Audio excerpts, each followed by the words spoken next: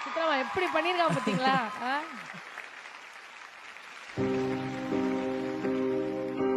தொடு தொடு வேணவே வானவில் என்னை தூரத்தில் அழைக்கின்ற நேரம்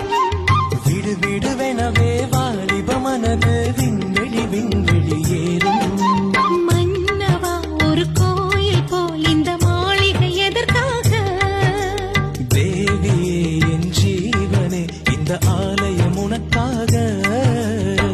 வானில் ஒரு புயல் மழை வந்தால் அழகே என்னை எங்கனம் காப்பாய் கண்ணே உன்னை என் கண்ணில் வைத்து